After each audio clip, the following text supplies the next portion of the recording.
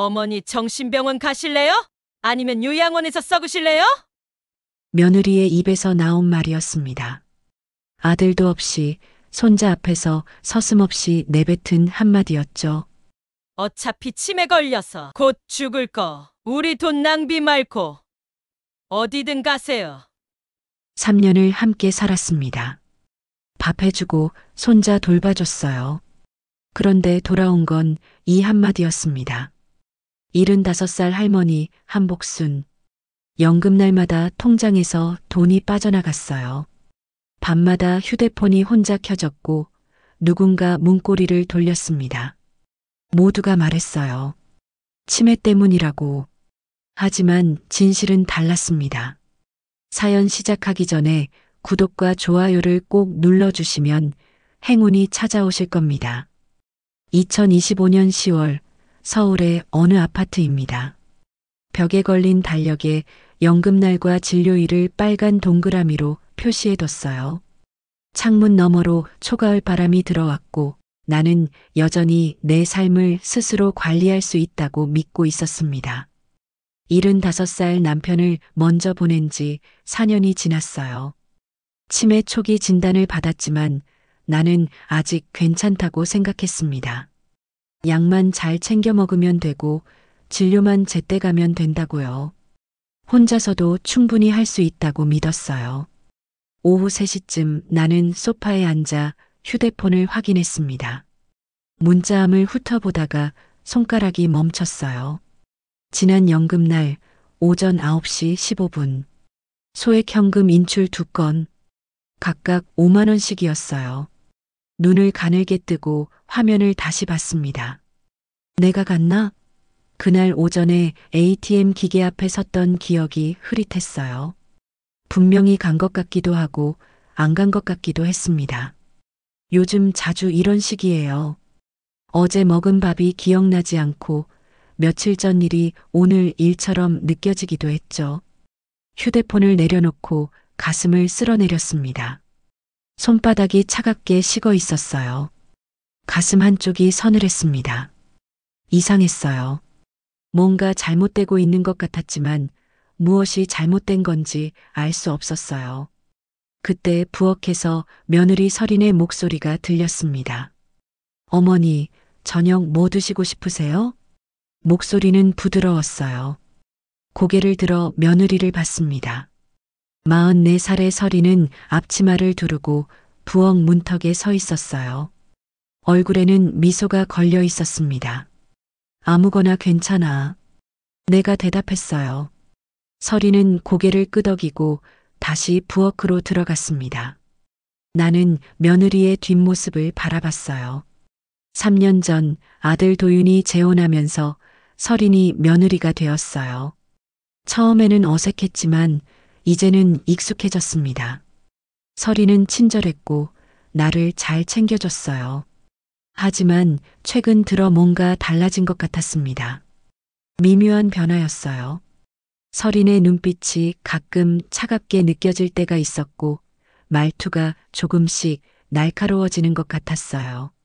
나는 내 착각이라고 생각하려 했습니다. 저녁 6시 아들 도윤이 퇴근했어요. 45살의 도윤은 IT 회사 과장으로 일하고 있었습니다. 새벽 출근에 야근이 잦았어요. 요즘은 집에 오면 지쳐서 바로 쓰러져 잤습니다. 어머니, 오늘 괜찮으셨어요? 도윤이 물었어요. 응, 괜찮았어. 나는 웃으며 대답했습니다. 저녁 식사가 끝나고 나는 내 방으로 돌아갔어요. 작은 방이었지만 나에게는 충분했습니다. 침대에 누워 천장을 바라봤어요. 오늘 오후에 본 문자가 자꾸 떠올랐습니다. 5만 원씩 2번. 내가 뽑은 게 맞나? 밤 10시쯤 잠들려고 했어요. 그런데 갑자기 현관 쪽에서 초인종 소리가 들렸습니다. 딩동. 한 번만 울리고 멈췄어요. 침대에서 일어나 귀를 기울였습니다. 조용했어요. 아무 소리도 들리지 않았습니다. 천천히 방문을 열고 복도로 나갔어요. 거실은 어두웠습니다. 현관문 쪽으로 다가갔어요. 체인이 걸려 있는지 확인하려고 손을 뻗었습니다. 그런데 발이 문턱 앞에서 멈췄어요. 무서웠습니다. 왜 무서운지 알 수 없었지만 가슴이 두근거렸어요. 체인을 3번 만져서 확인했습니다. 제대로 걸려 있었어요. 나는 작게 속삭였습니다. 괜찮아. 아무 일도 아니야. 하지만 그 말이 자꾸 목에 걸렸어요. 입 밖으로 나오는 순간 거짓말처럼 느껴졌습니다. 다시 방으로 돌아와 이불을 뒤집어 썼어요. 어둠 속에서 내 호흡 소리만 크게 들렸습니다. 아주 작은 균열이 내 하루를 흔들기 시작했어요. 그것은 연금날 문자 속 숫자였고 한 번만 울린 초인종이었으며 문턱 앞에서 얼어붙은 내 발이었습니다. 나는 아직 몰랐어요. 이것이 시작이라는 것을. 창밖으로 달빛이 희미하게 들어왔습니다. 눈을 감았지만 잠들 수 없었어요. 가슴속 어딘가가 계속 서늘했습니다. 다음 연금날이 왔습니다. 오전 9시 15분 내 휴대폰에서 알림음이 울렸어요. 연금이 입금되었다는 문자였습니다. 안도의 한숨을 쉬었어요. 이번 달도 무사히 받았구나. 그런데 10분 뒤 또 문자가 왔어요. 현금 인출 3만 원.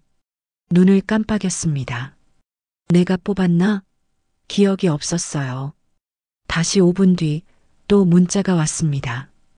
현금 인출 5만 원. 손이 떨렸어요. 금액은 작았지만 심장이 크게 뛰었습니다.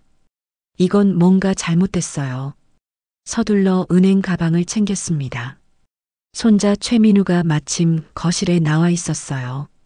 15살의 민우는 육상 선수였는데 3달 전 무릎 부상으로 재활 치료 중이었습니다. 학교에도 가지 않고 집에서 쉬고 있었어요. 할머니, 어디 가세요? 민우가 물었어요. 은행 좀 가야겠어. 내가 대답했습니다. 제가 같이 갈게요. 민우가 벌떡 일어났어요. 고마웠습니다. 아들 도윤은 새벽에 출근해서 밤늦게 들어오는 터라 시간을 내기 어려웠어요. 민우가 함께 가주니 든든했습니다. 은행 창구에 앉았어요. 젊은 여직원이 나를 바라봤습니다. 조심스럽게 말했어요. 저 오늘 아침에 돈을 뽑은 기록이 있는데요. 제가 간 적이 없거든요. 여직원은 컴퓨터를 확인했습니다. 오전 9시 25분 3만 원 인출. 오전 9시 30분 5만 원 인출. 같은 ATM에서요. 고개를 저었어요. 저는 그 시간에 집에 있었어요. 여직원의 표정이 진지해졌습니다. 혹시 최근에도 비슷한 일이 있으셨나요? 지난달에도요. 내 목소리가 작아졌어요. 여직원은 고개를 끄덕였습니다. 사고 등록 걸어드릴게요. 해당 ATM과 시각을 기록해 두고요. 큰 금액은 추가 확인 없이 이체되지 않게 설정할게요. 만약 다시 이런 일이 생기면 바로 연락 주세요. 설명은 따뜻했지만 내 손바닥엔 땀이 가득했습니다. 은행을 나오면서 민우가 내 손을 잡았어요. 할머니, 이상하면 사진 찍으세요. 화면, 시간, 봉투, 보이는 것만요. 손자를 바라봤습니다. 15살 아이가 너무 의젓했어요. 민우의 눈빛이 진지했습니다. 집으로 돌아오는 길에 편의점에 들렀어요. 우유를 사려고요. 사장 김만수가 계산대에서 나를 봤습니다. 환갑이 넘은 만수는 이 동네에서 10년 넘게 편의점을 운영하고 있었어요. 어머님, 요즘 은행 사칭 사기 정말 많습니다. 혼자 계실 때 조심하세요. 만수가 거스름돈을 건네며 말했어요. 고개를 끄덕였습니다. 증명할 힘이 없는 사람은 기록이라도 남겨야 한다는 생각이 들었어요. 집에 돌아오니 며느리 설인이 거실에 있었어요. 설인은 나를 보더니 다가왔습니다. 어머니, 은행 다녀오셨어요? 응, 좀 확인할 게 있어서. 내가 대답했어요. 서리는 나를 소파에 앉혔습니다. 그리고 조용히 말했어요. 어머니, 혹시 까먹으신 거 아니세요? 요즘 자꾸 그러시잖아요. 차라리 요양원 자리부터 알아보는 게 낫지 않을까요? 거기 계시면 훨씬 편하실 텐데. 서린을 바라봤습니다. 며느리의 목소리는 부드러웠지만 눈빛은 차갑게 느껴졌어요. 자리라는 말이 이상했습니다. 앉을 자리가 아니라 나를 치워버릴 자리처럼 들렸어요. 난 아직 괜찮아. 웃는 척 했습니다. 서린의 입꼬리가 살짝 올라갔어요. 그래도 미리 알아보는 게 좋아요. 요양원은 자리가 금방 차거든요. 특히 좋은 곳은요. 그리고 어머니 연금으로 딱 맞는 곳이 있더라고요. 대답하지 않았어요. 가슴이 답답했습니다. 저녁 식사 시간 아들 도윤이 돌아왔어요. 피곤한 얼굴이었습니다. 오늘 있었던 일을 말하려다가 입을 다물었어요. 아들에게 짐이 되고 싶지 않았습니다. 서린이 식탁에 음식을 차렸어요. 도윤 앞에서 서린은 완벽한 아내였습니다. 여보, 오늘 회사에서 힘든 일 있었어요? 목소리가 꿀처럼 달았어요. 서린을 바라봤습니다. 아까 그 차가운 눈빛은 어디 갔을까요?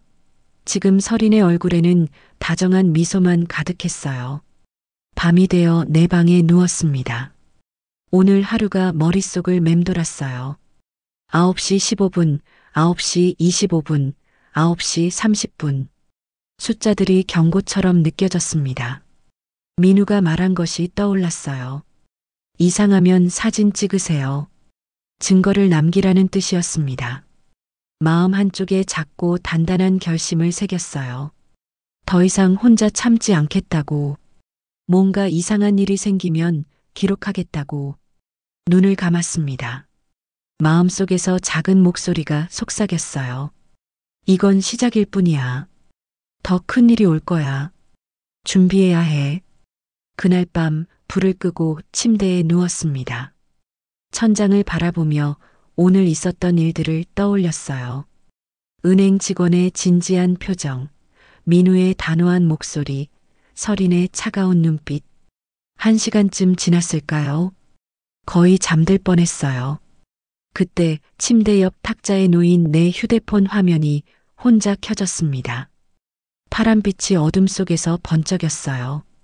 화면을 보니 아무 알림도 없었습니다. 화면을 끄고 다시 눈을 감았어요. 5분 뒤 또 화면이 켜졌습니다. 새벽 2시쯤 화장실에 갔다 왔어요. 휴대폰을 보니 또 화면이 켜져 있었습니다. 이번에는 화면이 희미하게 깜빡이고 있었어요. 가슴이 철렁했습니다. 아침이 되었어요. 휴대폰을 확인했습니다. 설정 메뉴를 들어가서 데이터 사용량을 봤어요. 그래프가 이상했습니다. 어젯밤 자정부터 새벽 3시까지 데이터 사용량이 툭 솟아 있었어요. 당황했습니다. 내가 뭘 한 거지? 앱 사용 기록을 확인했어요. 안부 앱이 실행되어 있었습니다. 안부 앱. 석 달 전쯤 서린이 설치해 준 거였어요. 서린이 말했었죠. 어머니, 이거 깔아드릴게요. 가족이 같이 볼 수 있어요. 어머니 혹시라도 길 잃으시면 제가 바로 찾을 수 있거든요. 그때는 고마웠어요. 며느리가 나를 챙겨준다고 생각했습니다. 하지만 지금 생각해보니 그 말이 다르게 들렸어요. 같이 볼 수 있다는 게 대체 어디까지인 걸까요? 앱을 열어봤습니다. 권한 설정을 확인했어요. 위치 정보, 통화 기록, 문자 메시지, 사진 접근, 화면 원격 제어. 손이 떨렸습니다. 이렇게 많은 권한을 허용한 기억이 없었어요. 거실로 나갔습니다. 서린이 부엌에서 아침 준비를 하고 있었어요. 조심스럽게 물었습니다. 서린아, 그 안부 앱 말인데 권한이 좀 많은 것 같더라. 서린은 고개를 돌렸어요. 그래야 제대로 작동해요. 어머니 건강 체크하려면 필요한 거거든요. 뭐 불편하세요? 목소리가 평소보다 조금 날카로웠습니다. 더 이상 묻지 못했어요. 뭔가 잘못 물어본 것 같은 기분이 들었습니다. 오후에 민우가 내 방으로 왔어요. 할머니, 괜찮으세요? 표정이 안 좋으신데요. 민우에게 휴대폰을 보여줬습니다. 어젯밤에 화면이 자꾸 켜졌다고, 데이터도 이상하게 많이 나갔다고 말했어요. 민우는 휴대폰을 받아들었습니다. 화면을 이리저리 확인하더니 표정이 굳었어요. 할머니, 이 앱 권한이 너무 많은데요? 이거 원격으로 할머니 휴대폰 다 볼 수 있어요. 고개를 끄덕였습니다. 민우가 조용히 말했어요. 할머니, 무서우면 말로 따지지 말고 증거만 남기세요. 사진 찍어 두시고요. 민우는 내 휴대폰 설정을 만져서 스크린샷을 찍었습니다.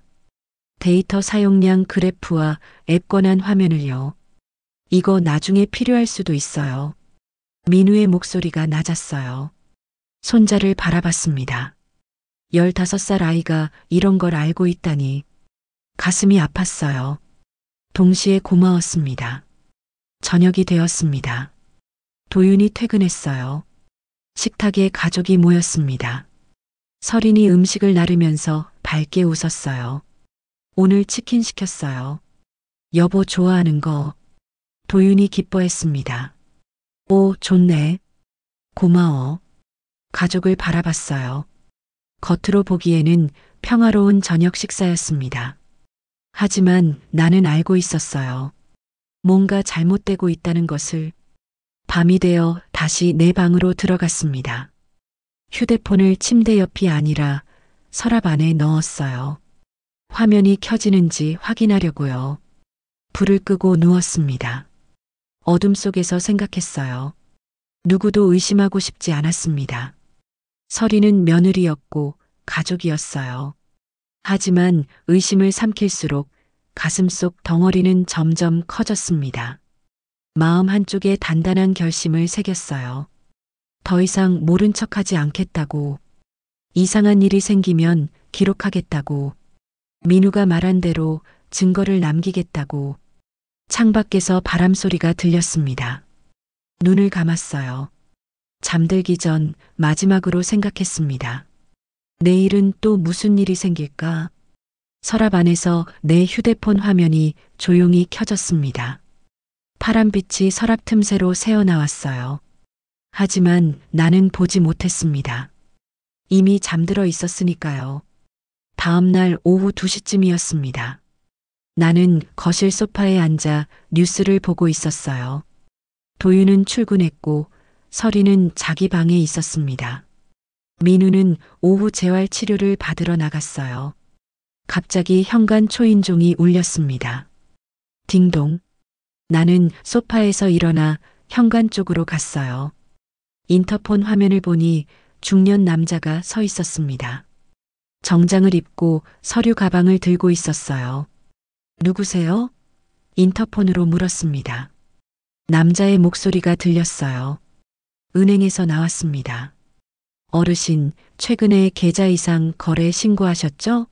안전계좌로 바꿔드리려고 왔어요. 급한 거라서요. 은행? 나는 당황했습니다. 사고 등록은 했지만 은행에서 집까지 온다는 말은 못 들었어요. 문 좀 열어주시겠어요? 빨리 처리해드려야 해요. 남자의 목소리가 조급했습니다. 손이 문고리 쪽으로 갔어요. 그런데 뭔가 이상했습니다. 은행 직원이 이렇게 갑자기 올까? 편의점 김만수가 했던 말이 떠올랐어요. 요즘 은행 사칭 사기 많습니다. 저 신분증 보여주실 수 있나요? 목소리가 떨렸습니다. 남자가 대답했어요. 어르신, 지금 시간이 없어요. 다른 집도 가봐야 하거든요. 빨리 문 좀 열어주세요. 나는 체인도 풀지 못한 채 한 걸음 뒤로 물러났습니다. 가슴이 두근거렸어요. 누구세요? 내 목소리는 낯선 아이처럼 가늘게 떨렸습니다. 남자의 목소리가 짜증 섞여 들렸어요. 은행이라니까요. 어르신, 계좌 털리면 제가 책임 못 져요. 빨리 문 여세요. 아니에요. 나는 고개를 저었습니다. 은행에 직접 전화할 거예요. 그러자 남자의 발소리가 들렸어요. 성급하게 계단 쪽으로 내려가는 소리였습니다. 인터폰 화면을 보니 남자가 사라지고 없었어요. 나는 문 앞에 그대로 서 있었습니다.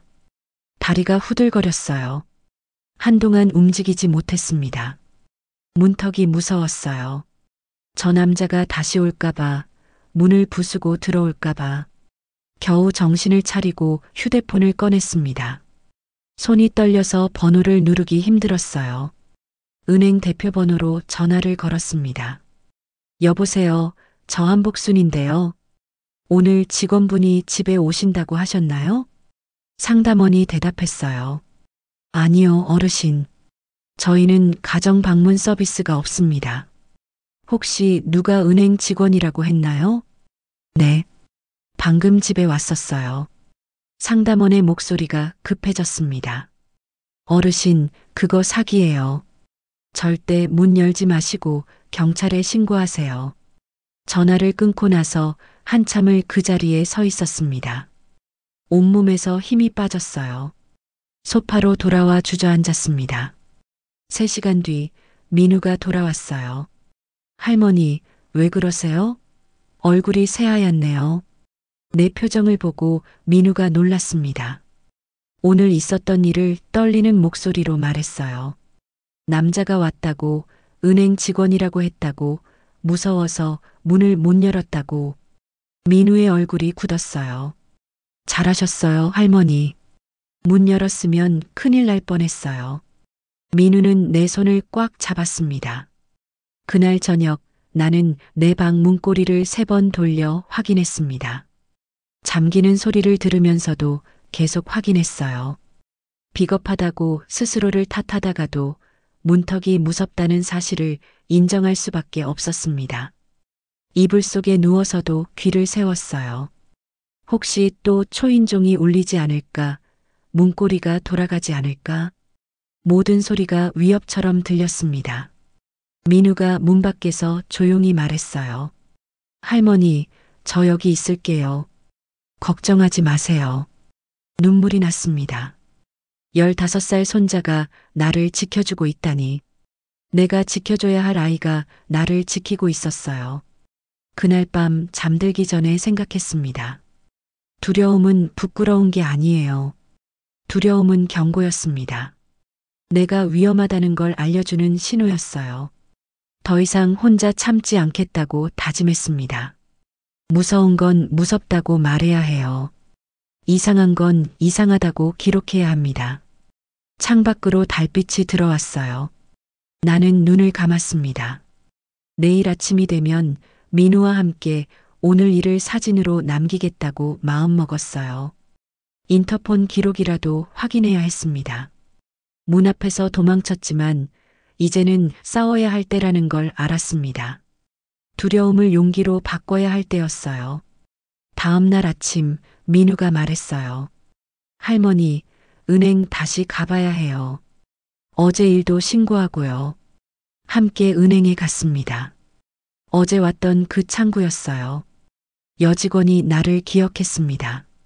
어르신, 또 무슨 일 있으셨어요? 어제 누가 집에 왔어요. 은행 직원이라면서 안전계좌로 바꿔준다고. 목소리가 떨렸습니다. 여직원의 표정이 심각해졌어요. 그거 완전히 사기예요. 저희는 절대 가정 방문 안 합니다. 컴퓨터를 확인하더니 말했어요. 어르신 계좌 기록 보니까 같은 시간 같은 ATM에서 계속 인출이 있었네요. 사고 등록은 유지하고 있고요. 큰 금액은 추가 확인 없이는 이체 불가 상태입니다. 민우가 물었어요. CCTV 확인할 수 있나요? 그건 경찰 협조가 있어야 해요. 관리사무소에 문의해 보세요. 은행을 나와 아파트 관리사무소로 갔습니다. 관리실장이 말했어요. CCTV는 개인정보라서 경찰 요청이 있어야 열람 가능합니다. 신고하시면 경찰이 협조 요청할 거예요. 무겁게 고개를 끄덕였습니다. 벽에 부딪힌 기분이었어요. 집으로 돌아왔습니다. 저녁 무렵 설인이 나를 소파에 앉히더니 말했어요. 어머니, 오늘 또 은행 다녀오셨다면서요? 관리실장한테 들었어요. 응, 확인할 게 있어서. 내가 대답했습니다. 설인이 미소를 지었어요. 하지만 눈은 웃지 않았습니다. 어머니, 이제 그만 좀 하세요. 자꾸 이러시면 주변 사람들이 뭐라고 하겠어요. 치매 있으신 거 다 아는데. 가슴이 철렁했어요. 설인이 이어서 말했습니다. 현금은 제가 다 보관해 드릴게요. 어머니 혼자 관리하시니까 자꾸 문제 생기잖아요. 그리고 요양원 자리 이번 주 안으로 잡아둘게요. 환불은 어렵지만 어머니한테 제일 좋은 거예요. 설인의 목소리는 부드러웠지만 말 한마디 한마디가 날카로웠습니다. 달콤한데 끈적했어요. 사탕처럼 달지만 이빨을 썩게 만드는 그런 단맛이었습니다. 나는 대답 대신 입술을 깨물었어요. 입안에서 피맛이 났습니다. 그날 밤 편의점에 우유를 사러 갔어요. 김만수가 계산대에 있었습니다. 어머님, 요즘 안색이 안 좋으신데 밤에 잘 주무세요? 잘 자. 거짓말이었어요. 만수가 조심스럽게 물었습니다. 혹시 집에서 힘든 일 있으세요?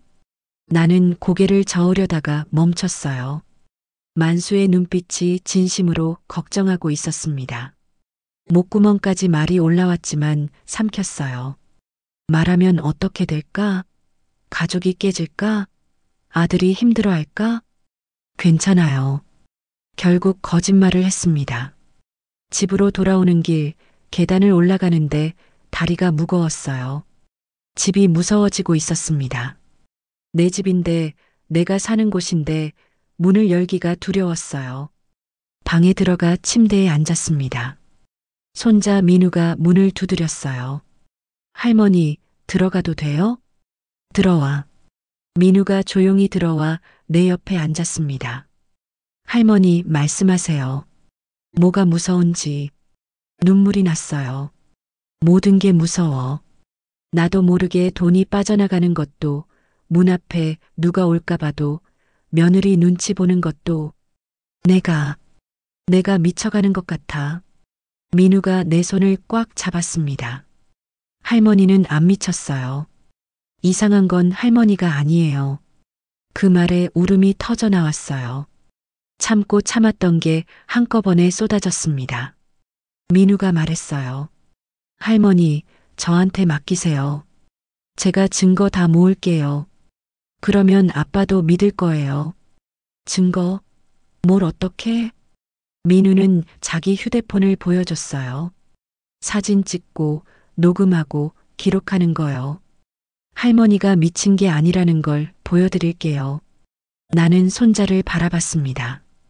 15살 아이가 이렇게 의젓할 수 있구나. 가슴이 뜨거웠어요. 하지만 동시에 두려웠습니다. 말해야 할까, 참아야 할까? 아들에게 진실을 말하면 가정이 깨질 거예요. 설이는 도윤의 아내고 민우에게는 새엄마입니다. 내가 이 가정을 무너뜨리는 건 아닐까? 조금만 더 참자. 설인도 언젠가는 정신을 차릴 거야. 그렇게 스스로를 설득했습니다. 하지만 마음 한구석에서는 알고 있었어요. 이건 점점 더 나빠지고 있다는 것을, 참으면 참을수록 상황은 악화되고 있다는 것을. 창밖을 바라봤습니다. 달이 떠 있었어요. 밝은 달인데 왜 이렇게 외로울까요? 내 집에 있는데, 가족과 함께 있는데 나는 혼자였습니다. 민우가 말했어요.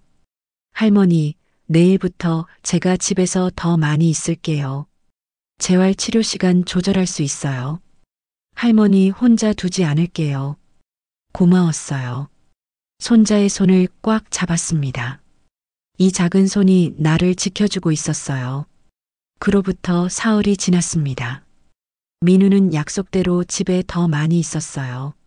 재활 치료 시간을 오전으로 조정했습니다. 낮에는 괜찮았어요. 하지만 밤이 되면 달랐습니다. 모든 게 무서워졌어요. 그날도 밤 10시가 넘었습니다. 나는 방에 누워 있었어요. 민우는 자기 방에서 쉬고 있었고 도윤과 설이는 안방에 있었습니다. 갑자기 초인종이 울렸어요. 딱 한 번. 딩동. 심장이 멎는 줄 알았습니다. 이불을 움켜쥐고 귀를 세웠어요. 조용했습니다. 하지만 곧 이상한 소리가 들렸어요. 문고리가 천천히 돌아가는 소리였습니다. 드르륵. 14쯤 돌아가다 멈췄어요. 체인 때문이었습니다. 문고리는 돌아갔지만 체인이 걸려 있어서 문이 열리지 않았어요. 숨이 가슴에서 걸렸습니다. 침대에서 일어나지도 못했어요. 온몸이 얼어붙었습니다. 발자국 소리가 들렸어요. 계단으로 내려가는 소리였습니다. 천천히 조심스럽게 누군가 도망가고 있었어요. 한참을 그렇게 앉아 있었습니다. 움직일 수가 없었어요. 겨우 정신을 차리고 방문을 열었습니다. 현관으로 가서 체인을 확인했어요. 5번 만졌습니다. 제대로 걸려 있었어요. 문고리도 만져봤습니다. 약간 돌아가 있는 것 같았어요. 아니, 확실히 돌아가 있었습니다. 누군가 열쇠로 열려고 했던 거예요. 다리가 풀려서 현관 바닥에 주저앉았습니다. 냉수를 마시러 부엌으로 갔어요. 손이 떨려서 컵을 제대로 잡지 못했습니다. 물을 마셨지만 목 안의 덩어리는 녹지 않았어요. 거울을 봤습니다. 앞치마에 소금 자국이 번져 있었어요. 밤새 서성이며 흘린 땀과 눈물의 흔적이었습니다. 새벽 2시쯤 민우 방에서 불빛이 보였어요. 문을 두드렸습니다. 할머니, 민우가 문을 열었어요. 왜 안 주무세요? 민우야, 방금 초인종 울렸어. 그리고 문고리가, 목소리가 떨렸어요. 민우의 표정이 굳었습니다. 현관으로 가더니 문고리를 확인했어요. 체인도 만져봤습니다. 할머니, 이거 누가 열쇠로 열려고 한 거예요? 내가 그렇게 말했잖아. 민우는 휴대폰으로 문고리와 체인을 사진 찍었어요. 날짜와 시간이 찍히게요. 이것도 증거예요, 할머니. 우리는 거실에 앉았습니다. 민우가 물을 따라줬어요. 할머니, 이제 말씀하셔야 해요. 아빠한테 고개를 저었습니다. 안 돼. 가정이 깨져. 민우가 내 손을 잡았어요. 할머니, 이미 깨졌어요. 할머니가 이렇게 무서워하시는데 이게 가정이에요? 그 말에 할 말이 없었습니다. 민우가 이어서 말했어요. 할머니가 참으시는 게 가족을 지키는 게 아니에요. 할머니를 위험하게 만드는 거예요. 이건 범죄예요, 할머니. 눈물이 났습니다. 민우 말이 맞았어요. 나는 가족을 지킨다고 생각했지만 사실은 범죄를 방치하고 있었던 거예요. 속으로 중얼거렸습니다. 문턱이 무섭다고 말하자. 더 이상 두려움을 감추지 말자. 두려움을 경계선으로 세우자. 민우가 말했어요. 할머니, 저 내일부터 본격적으로 증거 모을게요. 아빠가 믿을 수 있는 확실한 증거요. 어떻게? 민우는 자기 휴대폰을 보여줬습니다. 거실 책장 위에 휴대폰 세워놓고 녹화할게요. 충전하는 척하면서요. 움직임 감지되면 자동으로 저장되게 설정할 수 있어요. 그렇게 할 수 있어? 민우가 고개를 끄덕였어요. 친구 석진이가 알려줬어요. 석진이 형이 회사 다니는데 사무실 감시용으로 쓴대요. 나는 손자를 바라봤습니다. 15살이 이런 걸 다 알고 있다니. 고마우면서도 미안했어요. 민우야, 위험하지 않을까? 민우가 웃었어요. 할머니, 저 키도 크고 운동선수예요. 괜찮아요. 하지만 민우는 무릎 부상으로 제대로 걷지도 못했어요. 그런 손자가 나를 지키려 하고 있었습니다. 새벽 3시쯤 겨우 방으로 돌아왔어요. 침대에 누웠지만 잠들 수 없었습니다. 천장을 바라보며 생각했어요. 이제는 끝내야 한다. 더 이상 참으면 안 된다. 민우 말이 맞아. 증거를 모아서 아들에게 보여줘야 해. 마음속에서 작고 단단한 결심이 커졌습니다. 두려움은 부끄러움이 아니에요. 두려움은 경고입니다. 나를 지키라는 신호예요. 창밖으로 동이 트기 시작했습니다. 긴 밤이 끝나고 있었어요. 나는 이제 더 이상 도망치지 않기로 했습니다. 싸우기로 했어요. 문턱이 무서웠지만 그 문턱을 넘어서야 했습니다. 두려움을 용기로 바꿔야 할 때였어요. 다음 날 아침 문 앞에 흰 봉투가 놓여 있었습니다. 신문과 함께 놓여 있었어요. 봉투를 집어들고 봤습니다. 내 이름이 적혀 있었는데 철자 하나가 틀렸어요. 한복순이 아니라 한복선이었습니다. 봉투를 뜯었어요. 안에는 요양원 전단지가 들어 있었습니다. 굵은 글씨로 선납환불 불가라고 적혀 있었어요. 아래쪽에는 작은 글씨로 가격표가 있었습니다. 월 200만 원. 가슴이 철렁했습니다. 내 연금은 월 90만 원이에요. 200만 원은 어디서 나올까요? 민우가 거실로 나왔어요. 할머니, 그게 뭐예요? 봉투를 보여줬습니다. 민우는 전단지를 자세히 봤어요. 이름도 틀렸고 선납이라고. 할머니, 이거 사진 찍어둬야겠어요. 민우가 봉투와 전단지를 함께 사진 찍었습니다. 날짜와 시간이 나오게요. 오후 3시쯤 전화가 왔습니다. 모르는 번호였어요. 받았습니다. 여보세요? 어머니, 밝고 달콤한 목소리였어요. 사돈어른 한미자였습니다. 설인의 친정엄마예요. 68살의 한미자는 설인이 도윤과 재혼한 후로 가끔 연락을 했습니다. 아, 사돈댁. 어머니, 요양원 전단지 받으셨죠? 제가 보낸 거예요. 한미자의 목소리가 시럽처럼 달았습니다. 아, 그게 사돈댁이. 그럼요. 제가 발품 팔아서 알아본 거예요. 거기 정말 좋은 곳이에요. 어머니 같은 분들 많이 계시고. 한미자가 말을 이었어요. 자리만 잡아두면 편해요. 환불은 못해도 언제든지 들어가실 수 있잖아요. 나는 아직 괜찮은데요. 한미자의 목소리가 한 톤 낮아졌어요. 어머니, 솔직히 말씀드릴게요. 설인이가 힘들어해요.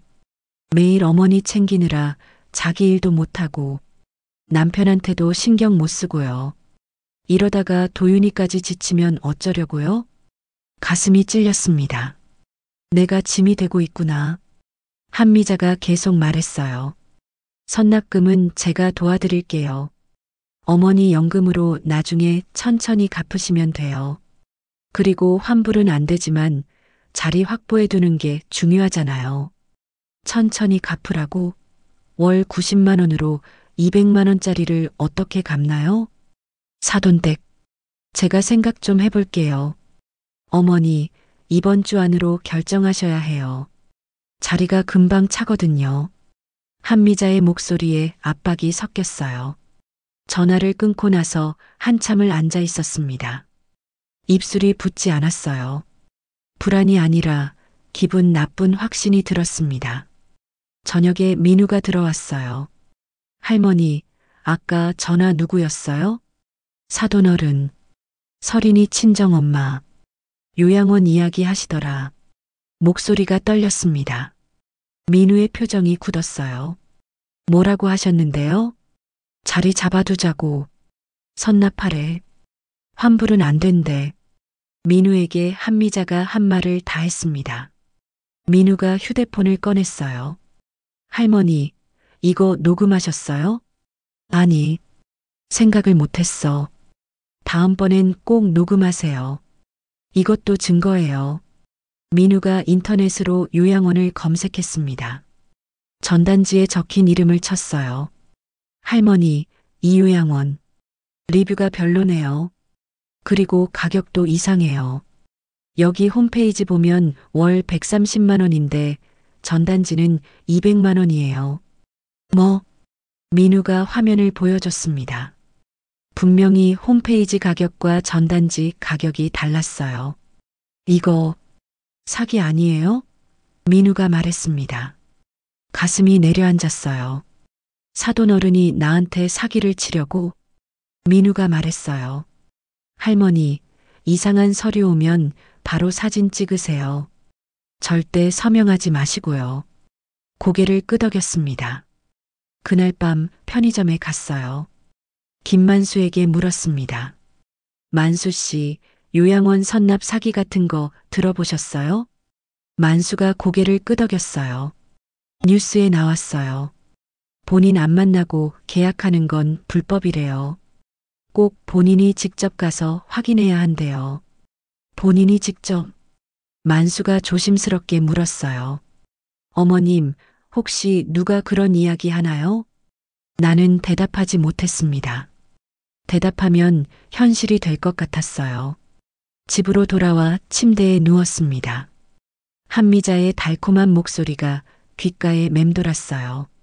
달고 끈적했습니다. 사탕처럼 달지만 치아를 썩게 만드는 그런 위험한 단맛이었어요. 설인의 친정엄마가 이런 일을 하고 있다는 게 믿기지 않았습니다. 아니, 믿고 싶지 않았어요. 하지만 증거는 명확했습니다. 틀린 이름, 비싼 가격, 환불 불가. 마음속에서 퍼즐이 맞춰지기 시작했어요. 설인 혼자가 아니었습니다. 설인의 엄마 한미자도 함께였어요. 두 사람이 짜고 나를 어떻게 하려는 걸까? 눈을 감았습니다. 하지만 잠들 수 없었어요. 가족이라고 믿었던 사람들이 나를 노리고 있었습니다. 일주일 뒤 진료 날이었습니다. 정기 검진을 받으러 병원에 가는 날이었어요. 민우가 함께 가주기로 했습니다. 병원 복도를 걷고 있었어요. 진료실 앞에서 기다리고 있는데 마스크와 모자를 깊게 쓴 사람이 다가왔습니다. 간호복을 입고 있었어요.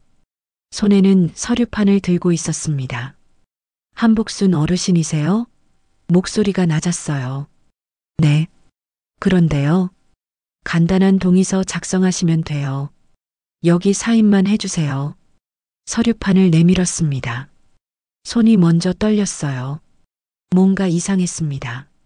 진료도 받기 전에 무슨 동의서? 서류를 보니 글씨가 빼곡했어요. 작은 글씨들이 가득했습니다. 이게 무슨 서류인데요? 그냥 진료 동의서예요. 빨리 사인하세요. 그 사람이 재촉했습니다.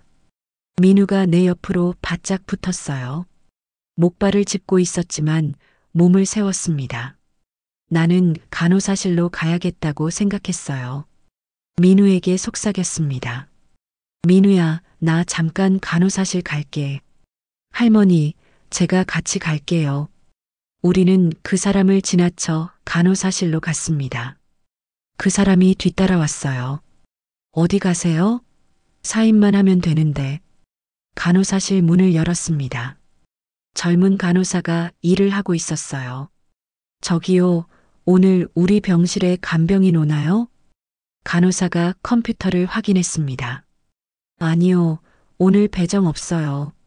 어르신 혼자 오셨잖아요. 그럼 저 사람은? 복도를 가리켰습니다.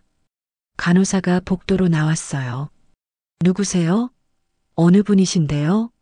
마스크 쓴 사람은 대답하지 않았습니다. 그냥 뒤돌아서 걸어가기 시작했어요.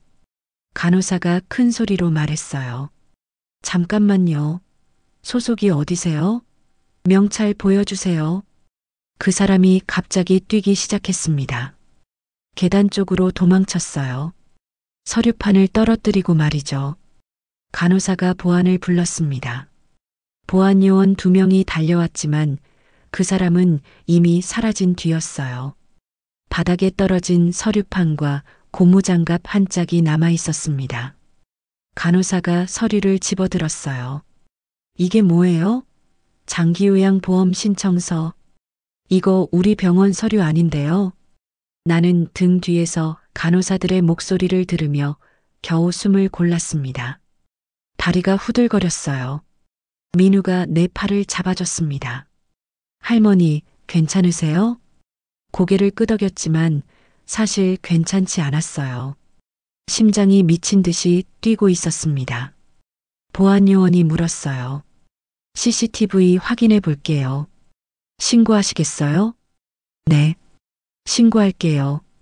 간호사가 사건 경위서를 작성했습니다. 배정 없음, 보안 호출, 날짜와 시간을 기록했어요. 이거 가지고 계세요. 경찰 신고하실 때 필요할 거예요. 민우가 서류판과 고무장갑, 그리고 경위서를 사진 찍었습니다. 할머니, 이것도 증거예요. 진료를 마치고 집으로 돌아왔습니다. 온몸에 힘이 빠졌어요. 소파에 앉자마자 눈물이 났습니다. 민우가 물을 가져다 줬어요. 할머니, 오늘 정말 잘하셨어요. 문 안 열었잖아요. 의심했잖아요. 하지만 무서웠어. 무서운 게 정상이에요. 민우가 내 손을 잡았습니다. 할머니가 이상하다고 느낀 게 맞았어요. 저 사람 진짜 이상한 사람이었잖아요. 그날 밤 침대에 누워서 적었습니다. 메모장에 또박또박 썼어요. 병원 기록 배정 없음, 보안 호출, 서류판 회수. 내 집에서 내가 직접 경험한 일을 기록하는 건 법으로도 내 편이라고 민우가 말했어요. 이건 내 권리였습니다. 편의점에 우유를 사러 갔어요. 김만수에게 오늘 일을 말했습니다. 어머님 신고하셨어요? 간호사가 경위서 써줬어요.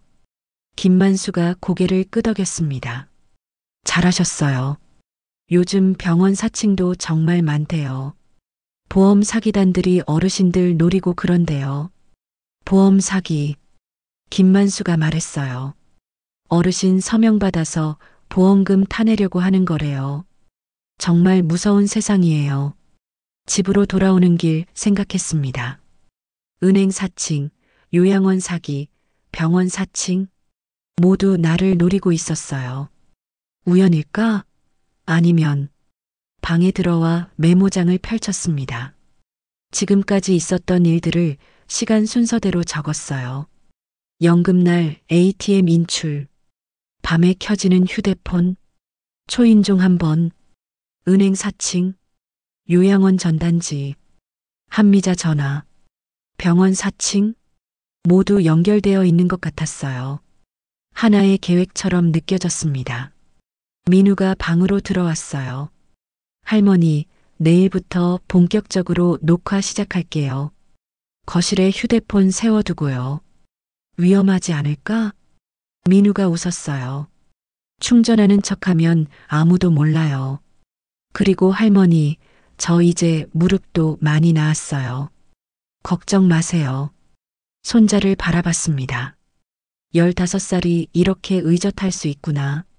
고마웠어요. 오늘 나는 처음으로 능동적으로 대응했습니다. 도망치지 않고 의심했어요. 확인했고 신고했습니다. 작은 승리였지만 내게는 큰 변화였어요. 더 이상 수동적인 피해자가 아니었습니다. 나는 싸우고 있었어요. 병원에서 돌아온 다음 날 아침에 약을 먹으려고 약 봉투를 꺼냈습니다. 그런데 이상했어요. 봉투 모서리가 울퉁불퉁했습니다. 마치 가위로 자른 것처럼요. 자세히 봤어요. 분명히 깨끗하게 뜯어진 게 아니라 누군가 가위로 오려낸 흔적이었습니다. 왜 약 봉투를 가위로 자르지? 약 개수를 세어봤어요. 당뇨약이 하나 모자랐습니다. 어제 먹었나? 기억이 나지 않았어요. 전자처방 기록을 확인했습니다. 병원 앱에 들어가서 봤어요. 처방 날짜와 실제 약 개수가 하루씩 어긋나 있었습니다.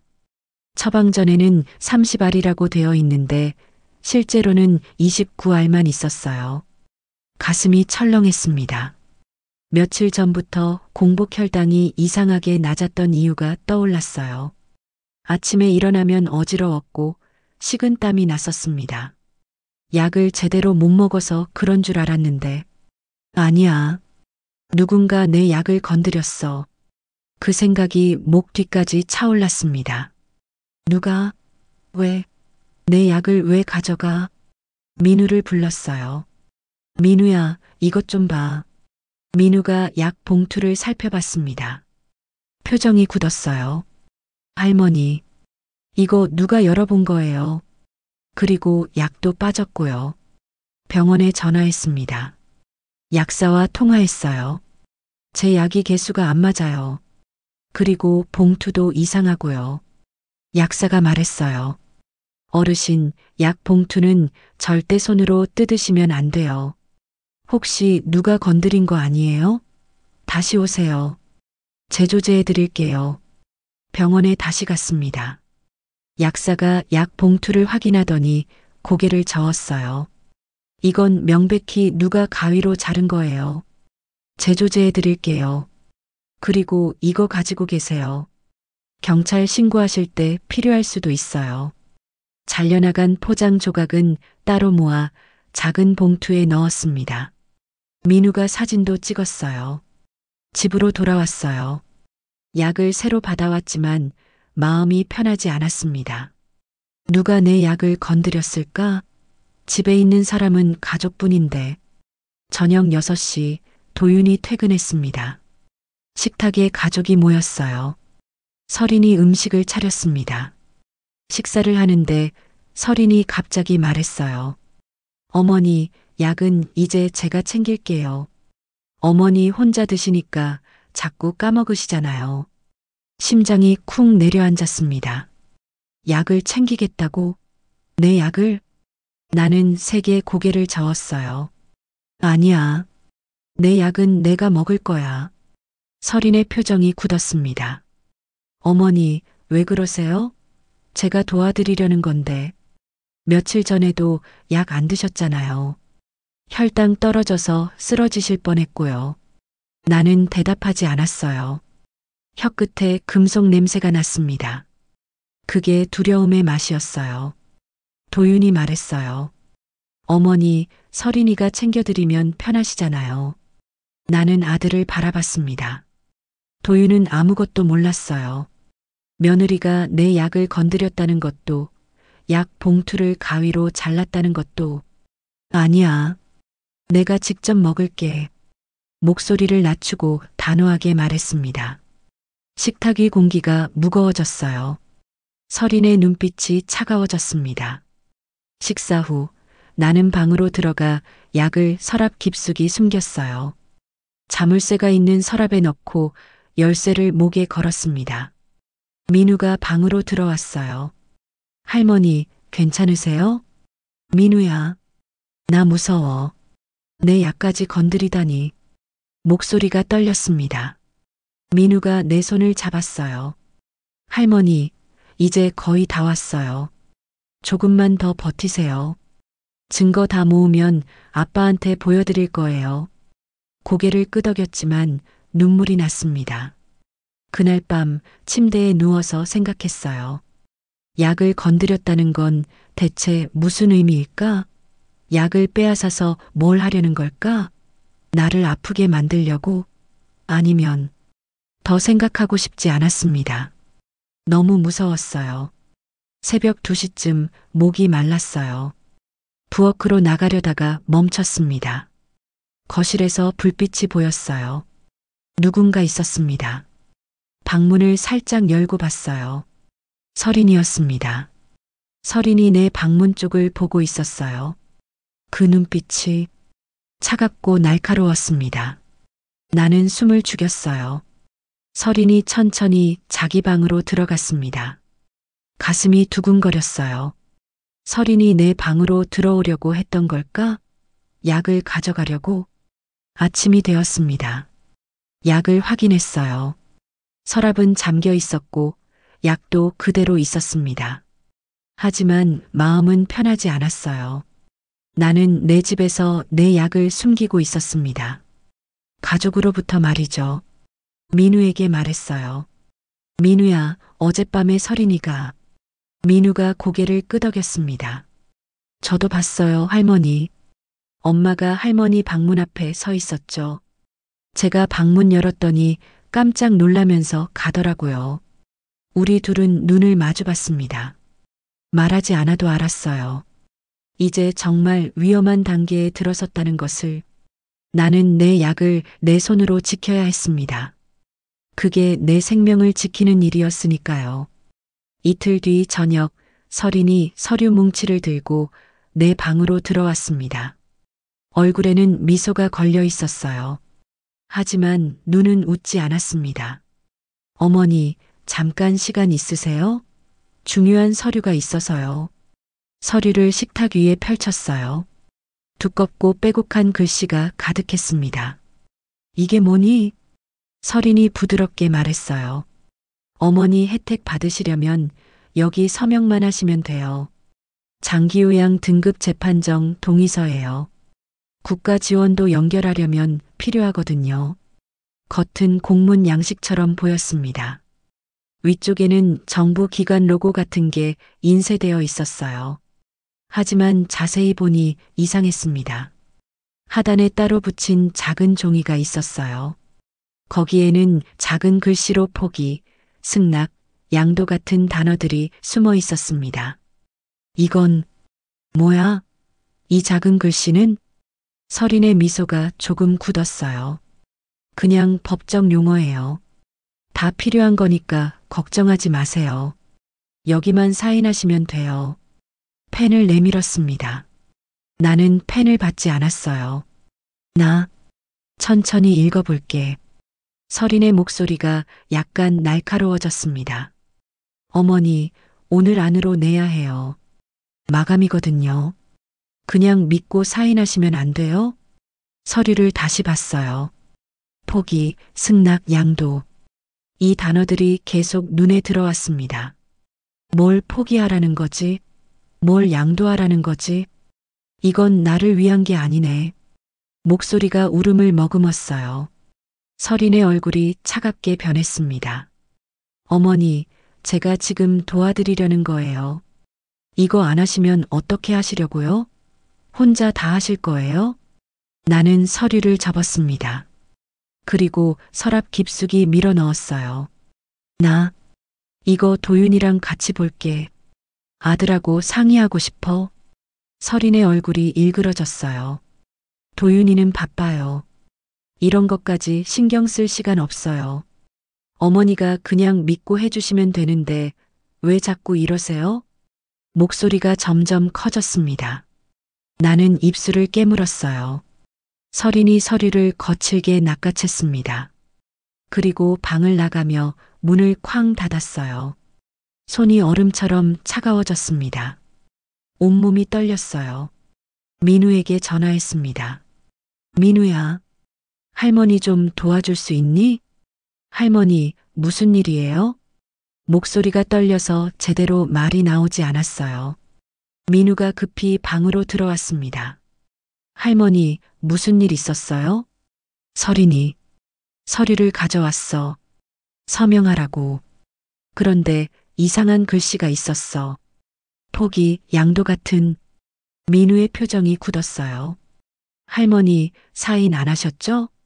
안 했어. 서랍에 넣었는데 서린이가 가져갔어. 민우가 한숨을 쉬었습니다. 다행이에요, 할머니. 사인하셨으면 큰일 날 뻔했어요. 그게 대체 뭐였을까? 민우가 인터넷으로 검색했어요. 장기요양 서류 사기라고 쳤습니다. 여러 기사가 나왔어요. 할머니, 여기 보세요. 이거 재산 포기 각서일 수도 있어요.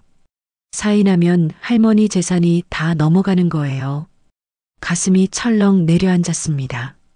민우가 이어서 말했어요. 이제 시간이 없어요, 할머니. 빨리 아빠한테 말씀드려야 해요. 아직 준비가 안 됐어. 할머니, 준비 다 됐어요. 우리한테 증거 있잖아요. 은행 기록, 약 봉투, 병원 사건, 요양원 전단지. 다 있어요. 눈물이 났습니다. 민우야, 나 무서워. 가족이 깨질까봐. 민우가 내 손을 꽉 잡았어요. 할머니, 이미 깨졌어요. 할머니를 지키는 게 가족을 지키는 거예요. 그 말에 더 이상 참을 수 없었어요. 울음이 터져 나왔습니다. 민우가 조용히 말했어요. 할머니, 내일 제가 다 준비할게요. 아빠 퇴근하시면 보여드릴게요. 이제 끝낼 시간이에요. 고개를 끄덕였습니다. 민우 말이 맞았어요. 더 이상 미룰 수 없었습니다. 그날 밤 잠들 수 없었어요. 내일이면 모든 게 드러날 거예요. 설인의 거짓말, 한미자의 계획, 모든 것이 무서웠습니다. 하지만 동시에 안도감도 들었어요. 드디어 이 악몽이 끝날 거라는 생각이에요. 새벽 4시쯤 복도에서 소리가 들렸습니다. 설인의 목소리였어요. 전화 통화를 하고 있었습니다. 엄마 안 돼요. 어머니가 서명 안 하셨어요. 어떻게 하죠? 날카롭고 다급한 목소리였어요. 한미자와 통화하고 있었습니다. 설인과 한미자가 짜고 있었던 거예요. 나는 방문을 살짝 열고 귀를 기울였습니다. 알았어요. 내일 다시 해볼게요. 어떻게든 사인받을게요. 설인의 목소리가 비장했습니다. 전화를 끊는 소리가 들렸어요. 나는 재빨리 방문을 닫았습니다. 가슴이 두근거렸어요. 내일 다시 온다고? 어떻게든 사인받겠다고? 아침이 되자마자 민우에게 말했습니다. 민우야, 어젯밤에 설인이가 전화했어. 한미자랑. 오늘 다시 사인받으려고 한대. 민우의 눈빛이 단호해졌어요. 할머니, 오늘 끝내요. 더 이상 기다릴 수 없어요.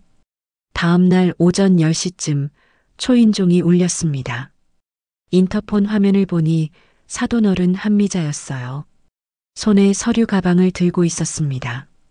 가슴이 철렁했어요. 설인이 문을 열었습니다. 어머니 왔어요. 한미자가 환하게 웃었어요. 한미자가 거실 소파에 앉았습니다. 서류를 꺼내며 나를 불렀어요. 어머니, 이리 와서 앉으세요. 다리가 떨렸지만 소파에 앉았습니다. 민우는 자기 방에 있었어요. 재활치료 시간이라고 나간 척했지만 사실은 방에서 모든 걸 준비하고 있었습니다. 한미자가 서류를 펼쳤어요. 요양원 선납 계약서였습니다. 굵은 글씨로 환불 불가라고 적혀 있었어요. 어머니, 자리만 잡아두자니까요. 일단 계약만 해두시면 나중에 편하세요. 한미자의 목소리가 달콤했습니다. 서류를 봤어요. 보증인 란에 한설인, 관계란에 법정 대리인이라고 적혀 있었습니다. 나는 그런 권한을 준 적이 없었어요. 법정 대리인? 나는 치매가 있어도 의사결정 능력이 있습니다. 법정 대리인이 필요 없어요. 사돈댁. 이거 법정 대리인이라고 되어 있는데 나는 이런 거 동의한 적 없어요. 한미자의 미소가 살짝 굳었어요. 어머니, 그건 형식적인 거예요. 그냥 서명만 해주시면 돼요. 안 그러면 자리 날아가요. 지금 대기자가 얼마나 많은데요. 설인이 옆에서 거들었어요. 어머니, 빨리 하세요. 우리 시간 없어요. 나는 펜을 받지 않았습니다. 대신 말했어요. 사돈댁, 제가 요양원에 직접 전화해 볼게요. 한미자의 얼굴이 확 변했어요. 뭘 전화해요? 제가 다 알아봤는데. 목소리가 날카로워졌습니다. 나는 휴대폰을 꺼냈어요. 전단지에 적힌 요양원 대표번호로 전화를 걸었습니다. 여보세요. 본인 직접 안 가고 가족이 대신 계약할 수 있나요? 상담원이 명확히 답했어요. 아니요. 본인 대면 없는 접수는 원칙상 불가합니다. 어르신이 직접 오셔야 해요. 그럼 그렇게 해주세요.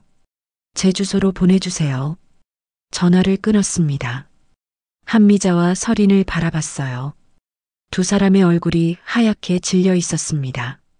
사돈댁, 본인 대면 없으면 계약이 안 된대요. 내가 직접 가봐야 한대요. 한미자가 당황해하며 말했어요. 그건 상담원이 잘못 안 거예요. 제가 확인했는데. 아니에요. 서면으로 회신받을 거예요. 내일이면 도착할 거예요. 한미자가 서류를 급히 챙겼습니다. 서린과 눈빛을 교환했어요. 두 사람 모두 당황한 기색이 역력했습니다. 어머니, 그럼 나중에 다시 이야기해요. 한미자가 서둘러 나갔습니다. 서린도 말없이 자기 방으로 들어갔어요. 문을 쾅 닫는 소리가 들렸습니다. 나는 소파에 주저앉았어요. 손이 떨렸습니다. 민우가 방에서 나왔어요. 할머니, 다 녹음했어요. 그리고 사진도 찍었어요. 정말? 민우가 고개를 끄덕였습니다. 할머니 잘하셨어요. 전화해서 확인한 것도요. 나는 종이를 가슴에 안고 한참 앉아 있었습니다. 퍼즐이 완전히 맞춰졌어요. 나를 집에서 떼어내고 돈을 움직이려는 계획. 서린과 한미자가 함께 꾸민 일이었습니다. 손이 책상 모서리를 꽉 움켜쥐었어요. 울음이 올라왔지만 삼켰습니다. 이제는 끝내야 했어요. 더 이상 참을 수 없었습니다. 오후에 요양원에서 공문이 도착했습니다. 팩스로 왔어요. 본인 대면 없는 입소 계약은 원칙상 불가하며 이를 위반할 시 계약 무효 처리됩니다라고 명확히 적혀 있었습니다. 민우가 공문을 사진 찍었어요. 할머니, 이제 증거 다 모았어요. 은행 기록, 약 봉투, 병원 사건, 요양원 공문, 서류 사진, 녹음 파일. 다 있어요. 나는 민우를 바라봤습니다. 15살 손자가 이 모든 걸 해냈어요. 가슴이 뜨거워졌습니다. 민우야, 고마워. 민우가 웃었어요. 할머니, 이제 아빠만 오시면 돼요. 오늘 저녁에 다 보여드릴게요. 나는 고개를 끄덕였습니다. 하지만 마음 한구석이 무너지는 것 같았어요. 가족이 깨진다는 게 이렇게 아픈 거였습니다. 서린은 내 며느리였어요. 3년 동안 함께 살았습니다. 웃으며 밥을 먹고 차를 마시고 TV를 봤어요. 그게 다 거짓이었을까? 눈물이 났습니다. 배신감이 가슴을 찔렀어요. 민우가 내 등을 쓰다듬었습니다. 할머니, 울어도 돼요. 많이 아프셨죠? 응, 많이 아파. 민우가 조용히 말했어요. 할머니, 이건 할머니 잘못이 아니에요. 나쁜 건 저 사람들이에요. 알아. 알지만 그래도 아파. 저녁 6시 도윤이 퇴근 시간이었습니다. 오늘 저녁이면 모든 게 드러날 거예요. 진실이 밝혀질 거예요. 나는 창밖을 바라봤습니다. 해가 지고 있었어요. 긴 하루가 끝나가고 있었습니다. 오늘 밤 나는 도망치지 않기로 했어요. 진실을 말하기로 했습니다. 가족이 깨지더라도 나를 지키기로 했어요. 그날 밤 도윤이 야근으로 집에 없었습니다. 나와 민우는 거실 테이블 앞에 앉았어요. 지난 한 달 동안 모은 모든 것들을 시간 순서대로 펼쳤습니다. 연금날 문자, ATM 시각 기록, 은행 사고 등록 확인서, 밤에 혼자 켜진 휴대폰 화면, 데이터 사용량 그래프, 초인종 한 번 울린 날, 문고리 14회전 사진, 은행 사칭범 인터폰 기록, 병원 사칭 사건 경위서, 약 봉투 가위질 흔적, 요양원 전단지와 공문, 서류 사진, 포기 승낙 양도 문구, 한미자 통화 녹음, 말 대신 내 숨소리가 방을 맴돌았어요. 민우가 내 손을 감싸며 낮게 말했습니다. 할머니, 내일 밤 끝내요. 고개를 끄덕였습니다. 그때 현관문이 열렸어요. 서린이었습니다. 외출했다가 돌아온 거였어요. 테이블 위 증거들을 봤습니다. 얼굴이 굳었어요. 뭐 하시는 거예요? 설인의 목소리가 떨렸습니다. 아무것도 아니야. 나는 서류를 급히 모았어요. 설인이 다가왔습니다. 테이블 위를 훑어봤어요. 요양원 공문이 눈에 들어왔습니다. 설인의 표정이 일그러졌어요. 어머니, 이제 그만하세요. 진짜로. 목소리가 차가워졌습니다. 내일 사돈 어머니 오시면 서명하세요. 이게 마지막이에요. 나는 대답하지 않았어요. 설인이 더 가까이 다가왔습니다. 어머니, 알아들으세요? 요양원 안 가시려면 오늘 서명하셔야 해요. 안 그러면 목소리를 낮췄습니다. 어머니 혼자서는 못 사세요. 치매 있으시잖아요. 법원에서도 그렇게 판단할 거예요. 협박이었습니다. 노골적인 협박이었어요. 민우가 벌떡 일어났습니다. 엄마, 그만해요. 설인이 민우를 노려봤어요. 넌 가만히 있어. 이건 어른들 이야기야. 민우가 떨리는 목소리로 말했습니다. 저도 이 집 식구예요. 할머니 편이에요. 설인의 얼굴이 차갑게 변했습니다. 그래. 그럼 너도 요양원 보내는 거 찬성하는 거지? 할머니 혼자 두면 위험하니까. 말도 안 되는 논리였어요. 민우는 대답하지 않았습니다. 주먹만 꽉 쥐었어요. 설인이 나를 똑바로 봤습니다. 어머니, 마지막으로 말씀드려요. 내일 사인 안 하시면 제가 법적 조치 취할 거예요. 어머니 혼자 살 수 없다고, 법정 대리인 필요하다고 신청할 거예요. 그럼 어머니 의사는 아무 소용 없어요. 숨이 막혔습니다. 이게 며느리의 진짜 모습이었어요. 설인이 방으로 들어갔습니다. 문을 쾅 닫았어요. 나는 그 자리에 주저앉았습니다. 온몸에서 힘이 빠졌어요. 민우가 내 등을 쓰다듬었습니다. 할머니, 괜찮으세요? 괜찮지 않았어요. 무서웠습니다. 법적 조치? 법정 대리인? 정말 그게 가능한 걸까? 민우가 조용히 말했어요. 할머니, 내일 함정 칩시다. 엄마랑 외할머니 오면 다 녹화할게요. 그리고 바로 경찰 부를게요. 고개를 끄덕였지만 눈물이 났습니다. 1시간쯤 지났을까요? 설인 방에서 전화 목소리가 들렸습니다. 크게 말하고 있었어요. 들으라는 듯이요.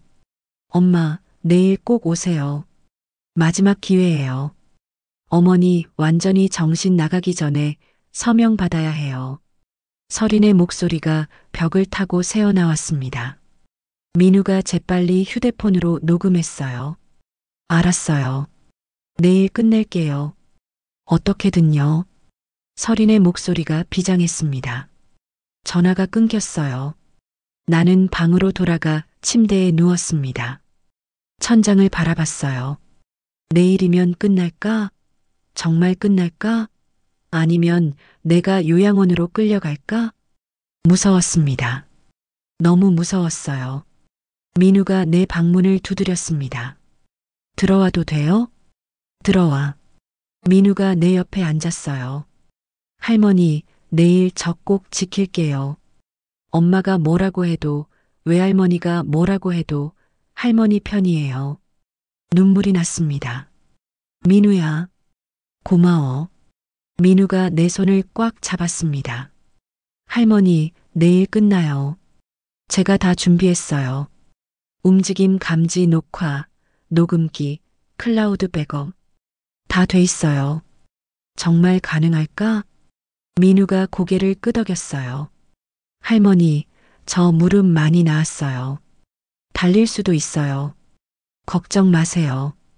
그날 밤은 정말 길었습니다. 가장 어두운 밤이었어요. 창밖으로 달빛이 희미하게 들어왔습니다. 내일이면 모든 게 끝날 거예요.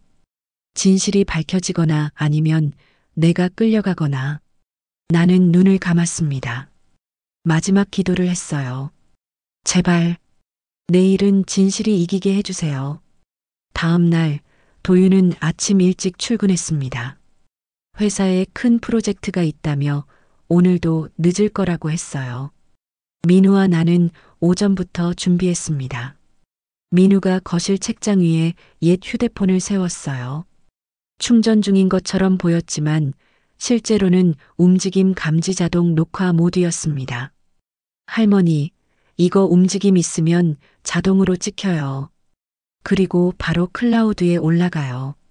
민우가 설명했습니다. 액자 뒤에는 작은 녹음기를 붙였어요. 어젯밤 민우가 인터넷으로 주문한 거였습니다. 나는 식탁에 어제 서린이 가져왔던 서류를 다시 꺼내 놓았습니다. 빈칸이 많은 서류였어요. 포기승낙양도라는 문구에 붉은 펜으로 밑줄을 그었습니다. 눈에 띄게요. 내일 도윤이랑 같이 보자. 서류 위에 메모지를 붙였어요. 큰 글씨로 썼습니다. 민우가 말했어요. 할머니, 이제 사돈 할머니 올 시간이에요. 준비되셨죠? 고개를 끄덕였습니다. 손이 떨렸지만 이번엔 두려움 때문이 아니었어요. 분노 때문이었습니다. 오후 2시쯤 초인종이 울렸습니다. 예상대로 한미자였어요. 서린이 문을 열어줬습니다. 어머니, 오늘은 진짜 마지막이에요. 더 이상 미룰 수 없어요. 한미자가 들어오자마자 말했습니다. 위협적인 톤이었어요. 서린도 거들었어요. 어머니, 오늘 안 하시면 법적 조치 들어가요. 어제 말씀드렸잖아요. 나는 식탁에 앉았습니다. 서류를 앞에 두고요. 한미자가 다가왔어요. 새 서류를 꺼냈습니다. 이번엔 더 노골적이었어요. 재산관리 정권 위임장이었습니다. 어머니, 여기만 사인하시면 모든 게 편해져요. 우리가 다 알아서 할게요. 한미자가 달콤하게 말했습니다. 서류를 봤어요. 정권 위임, 재산관리, 처분 권한. 무서운 단어들이 가득했습니다. 이거 내 통장도 다 넘기는 거야? 한미자가 웃었어요. 어머니, 어차피 혼자 못하시잖아요. 우리가 대신 관리해드리는 거예요. 걱정 마세요. 잘 쓸게요. 잘 쓸게요. 그 말이 튀어나왔습니다. 실수였어요. 민우가 소파에서 귀를 세웠습니다. 녹음되고 있었어요. 서린이 내 태블릿을 집어들었습니다. 어머니, 이것도 업데이트해야 해요. 화면을 손으로 눌렀어요. 태블릿 화면에 접근 권한이 필요합니다라는 문구가 떴습니다. 서린의 손이 화면에 닿은 순간 책장 위 휴대폰이 자동으로 촬영했어요. 아니야, 내가 할게. 태블릿을 빼앗았습니다. 한미자가 짜증을 냈어요. 어머니, 자꾸 이러시면 안 돼요. 오늘 안 하시면 진짜 요양원 강제로 보낼 거예요. 그때 한미자가 현금 봉투를 식탁 밑으로 밀었습니다. 조용히 속삭였어요. 어머니, 수수료예요. 이만큼이면 되죠? 우리끼리 조용히. 브로커 몫을 계산한 목소리였습니다. 얼마를 떼어 먹을지 이미 다 짜고 온 거예요. 나는 펜을 내려놓았습니다. 두 사람을 똑바로 봤어요. 그동안 재밌었어? 숨을 깊이 들이쉬었습니다. 치매 걸린 늙은이 속이는 거 얼마나 쉬웠어? 목소리를 낮췄습니다. 내 돈, 내 집 다 내 거 될 줄 알았지? 근데 말이야. 이 집 벽에 다 찍혔어. 내가 한 짓 하나도 안 빠지고. 한미자의 얼굴이 하얗게 질렸습니다. 서린이 주위를 둘러봤어요.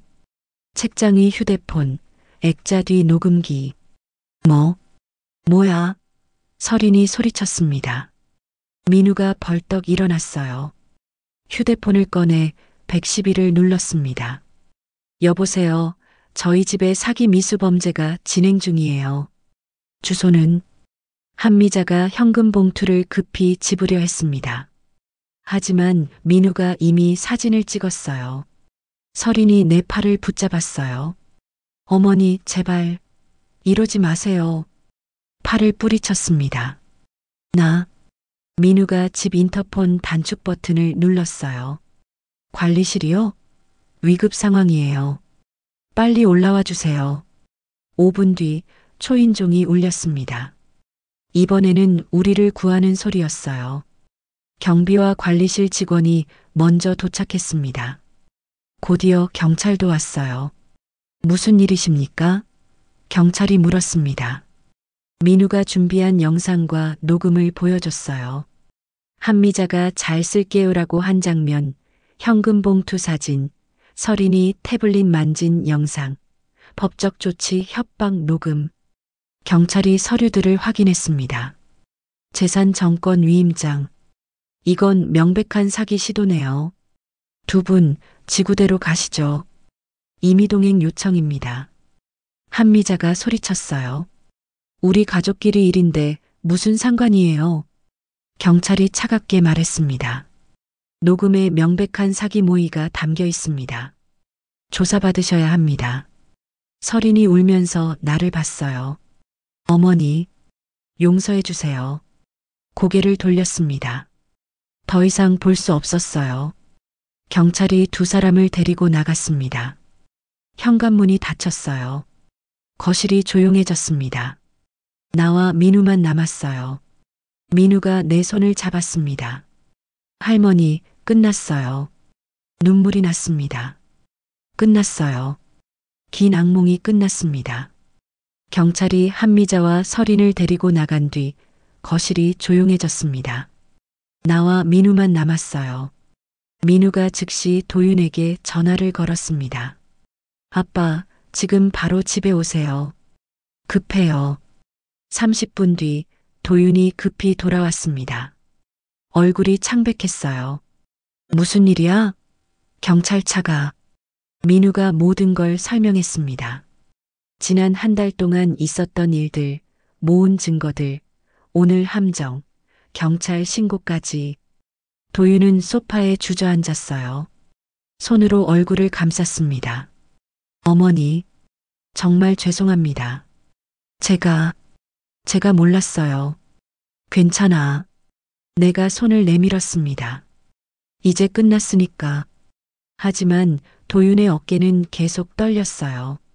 한참을 울더니 고개를 들었습니다. 눈이 충혈되어 있었어요. 지금 당장 조치 취하겠습니다. 도윤이 휴대폰을 꺼냈습니다. 먼저 은행에 전화했어요. 대표번호로 연락했습니다. 저 이도윤입니다. 어머니 한복순 계좌 관련해서요. 연금 계좌 사고 등록 계속 유지하고 큰 금액은 저와 어머니 둘 다 확인 없이는 절대 이체 불가로 설정해 주세요. 상담원이 답했습니다. 네, 즉시 처리하겠습니다. 이중 확인 시스템으로 설정해 드릴게요. 요양원에도 전화했어요. 오늘 사기 시도가 있었습니다. 본인 대면 없는 접수 불가 공문을 다시 팩스로 보내주세요. 법적 증거로 사용할 겁니다. 병원에도 연락했습니다. 지난번 사칭 사건 기록 정식 문서로 발급해 주세요. 배정 없음 보안 호출 내역 전부요. 민우가 말했어요. 아빠, 변호사도 필요해요. 도윤이 고개를 끄덕였습니다. 지인 변호사에게 전화를 걸었어요. 급한 일입니다. 지금 상담 가능하신가요?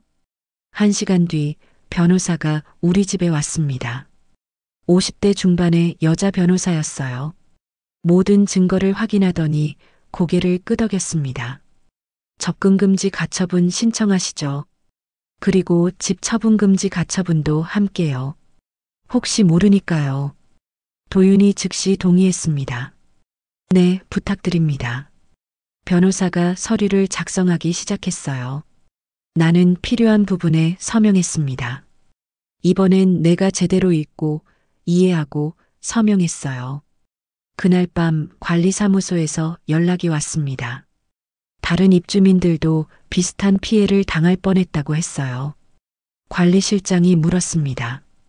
어르신, 엘리베이터에 경고문 붙여도 될까요? 물론 인물 특정은 안 되게 비식별 처리해서요. 그렇게 해주세요. 다른 분들도 조심하셔야죠. 이틀 뒤 엘리베이터에 안내문이 붙었습니다. 4층 요양 선남 유도 주의 구체적인 수법이 적혀 있었어요. 인물은 비식별 처리되어 있었습니다. 위층 할머니가 나를 봤어요. 복순 씨 덕분에 우리도 조심하게 됐어요. 고맙습니다. 아니에요. 저도 배웠어요.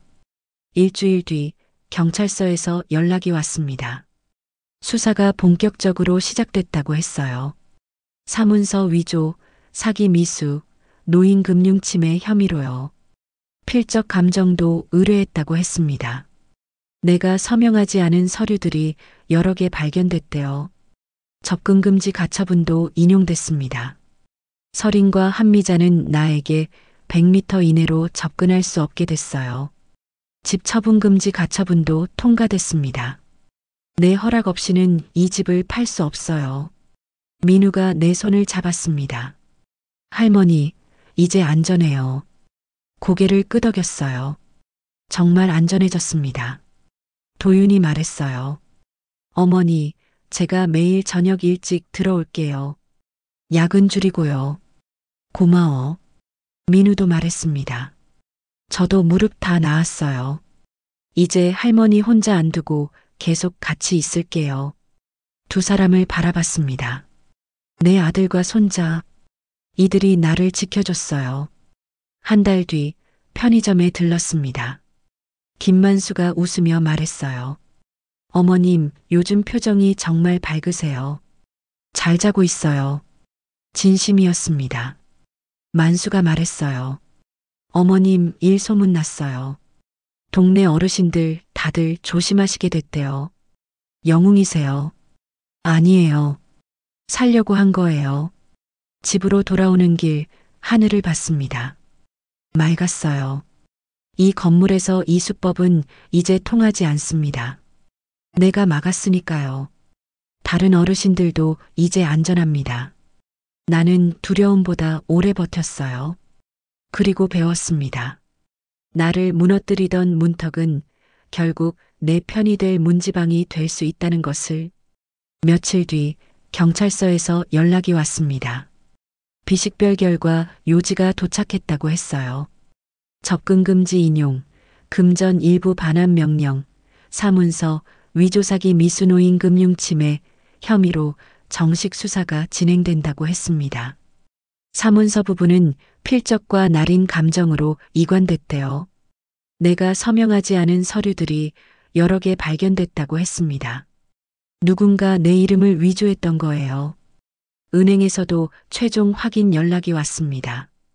큰돈 이동씨 나와 아들 이도윤, 두 사람 모두 확인하지 않으면 절대 처리되지 않는다고 했어요.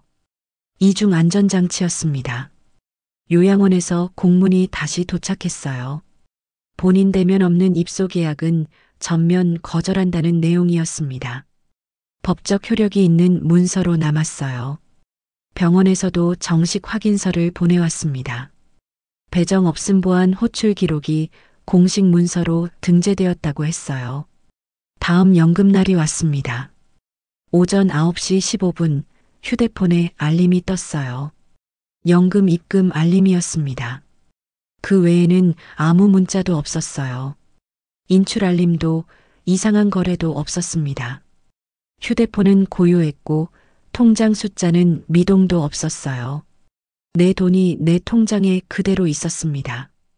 민우가 내 옆에 앉았어요. 할머니, 보세요. 아무 일도 없죠? 고개를 끄덕였습니다. 눈물이 났어요. 기쁨의 눈물이었습니다. 한 달 뒤 경찰청에서 연락이 왔습니다. 노인금융침해 예방 캠페인 영상을 찍고 싶다고 했어요. 피해자가 아니라 생존자로서 다른 어르신들께 메시지를 전해달라고요. 나는 동의했습니다. 해야 할 말이 있었으니까요. 촬영 당일 작은 스튜디오에 갔어요. 민우와 도윤이 함께 갔습니다. 카메라 앞에 섰습니다. 떨렸지만 이번엔 두려움이 아니었어요. 사명감이었습니다. 카메라가 켜졌습니다. 빨간 불이 들어왔어요. 나는 카메라를 똑바로 보며 또박또박 말했습니다.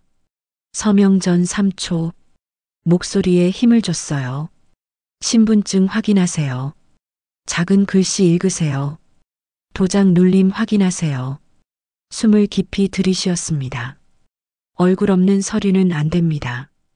더 단호하게 말했어요. 본인이 직접 가지 않으면 계약이 아닙니다. 마지막 문장이었습니다. 가장 중요한 말이었어요. 내 이름은 내가 지킵니다. 촬영이 끝났습니다. 스태프들이 박수를 쳤어요. PD가 다가왔습니다. 완벽하셨어요, 할머니. 이 영상이 많은 분들을 구할 거예요. 민우가 내 손을 꽉 잡았습니다. 그 손은 내 집처럼 따뜻했어요. 2주 뒤 그 영상이 유튜브에 올라갔습니다. 조회수가 빠르게 올라갔어요. 댓글들이 달렸습니다. 우리 엄마한테 보여줬어요. 고맙습니다. 저희 할머니도 비슷한 일 당할 뻔했는데 이 영상 보고 막았어요. 용기 내주셔서 감사합니다. 민우가 댓글들을 읽어줬어요. 나는 울었습니다. 내 고통이 다른 사람을 구했다는 게 기뻤어요. 한 달 뒤 편의점에 들렀습니다. 김만수가 환하게 웃으며 말했어요. 어머님, TV에서 봤어요. 완전 유명인이세요. 아니에요. 웃었습니다. 만수가 진지하게 말했어요. 어머님 덕분에 우리 동네가 안전해졌어요. 다른 어르신들도 다들 조심하시게 됐고요. 진짜 영웅이세요. 그냥 살려고 한 거예요. 집으로 돌아오는 길 하늘을 봤습니다. 구름 한 점 없이 맑았어요. 거실에 도윤과 민우가 있었습니다. 도윤은 설인과 이혼 절차를 진행 중이었어요. 힘든 시간이었지만 우리는 함께 견디고 있었습니다. 민우는 무릎이 완전히 회복되어 다시 육상 연습을 시작했어요. 달리는 모습이 보기 좋았습니다. 저녁 식사를 함께 했어요. 세 사람이서요. 조용했지만 평화로웠습니다. 밤에 창밖을 봤습니다. 달이 떠 있었어요. 밝고 환했습니다. 오늘 나는 두려움보다 오래 버텼어요. 그리고 배웠습니다. 나를 무너뜨리던 문턱은 결국 내 편이 될 문지방이 될 수 있다는 것을. 침묵은 나를 지키지 못했지만 용기는 나를 지켰어요. 내 이름은 내가 지켰습니다. 그리고 다른 사람들의 이름도 함께 지켰어요. 이제 나는 안전합니다. 이 건물도 이 동네도 안전해졌어요. 눈을 감았습니다. 오늘 밤은 푹 잘 수 있을 것 같았어요. 악몽 없이요. 여러분, 오늘 이야기 어떠셨나요? 한복순 할머니는 결국 이겼습니다. 혼자가 아니었어요. 손자 민우가 함께했고 아들 도윤도 진실을 알고 나서는 어머니 편이 됐습니다. 평생 가족 위에 살았는데 나이 들었다고 짐 취급받으면 안 됩니다. 여러분도 충분히 싸울 수 있어요. 이상하면 참지 마시고 증거 남기시고 도움 요청하세요. 오늘 영상이 도움되셨다면 구독과 좋아요 부탁드려요. 주변에 비슷한 상황에 계신 분들께 꼭 공유해 주세요.